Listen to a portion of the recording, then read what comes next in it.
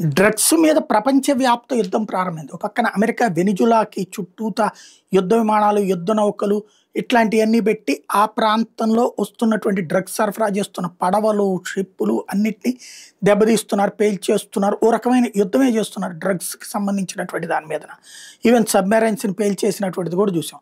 మరొక వైపున బ్రెజిల్, ఈ అమెరికాకి పక్కనే ఉన్నటువంటి బ్రెజిల్ కూడా ఇట్లాంటి పరిస్థితి ఫేస్ చేస్తుంది. ఇంతవరకు లేనిది ఇప్పుడు బ్రెజిల్‌లో కొత్తగా లోలా డి సిల్వా వచ్చాడు కాబట్టి రియో ది జెనీరో నగరంలో మంగళవారం ఓ పోలీస్ ఆపరేషన్ నిర్వహించారు.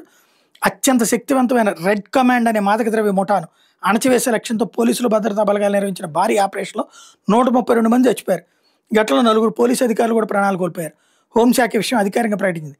రియోలోని మురికివాడలైనటువంటి అలెమావో, పెంతా ప్రాంతాల్లో పాగవేసిన రెడ్ కమాండ్ ముఠాన్ని ఏరేసేందుకు దాదాపు ఏడాది నుంచి అధికారులు ప్రణాళిక రచిస్తున్నారు. ఇందులో భాగంగా మంగళవారం 2500 మందికి పైగా పోలీసులు, భద్రతా బలగాలతో ఆపరేషన్ చేపట్టారు. హెలికాప్టర్లు, సాయుధ వాహనాలతో ముఠాలో ఉన్న ప్రాంతాలను చుట్టుముట్టి దాడులు నిర్వహించారు. ప్రతీకార చర్యలో భాగంగా ముఠా సభ్యులు డ్రోన్ దాడులకు తెగబడ్డారు. ఈ దాడుల్లో 4 పోలీసు అధికారులు కూడా ప్రాణాలు కోల్పోయారని ప్రభుత్వం చెప్పింది. దీని మీద గవర్నర్ క్లాడియో కాస్ట్రో స్పందించారు. ఇది సాధారణ నేరం కాదని, నార్కో టెర్రరిజం అని అభివర్ణించారు. ఈ ఆపరేషన్ కారణంగా రియో నగరంలో ఉద్రిక్తత నెలకొంది. దాడికి నిరసనగా ముఠా సభ్యులు నగరంలో పలు రహదారులు దిగ్బంధించారు. దాదాపు 70 బస్సులని రోడ్డుకు అడ్డంగా పెట్టి నిప్పండించారు. దీంతో నగరంలో రవాణా వ్యవస్థ స్తంభించింది. కాల్పులు మొత్తం 2 ప్రాంతాల్లో 46 పాఠశాలలకి సెలవులు ప్రకటించారు.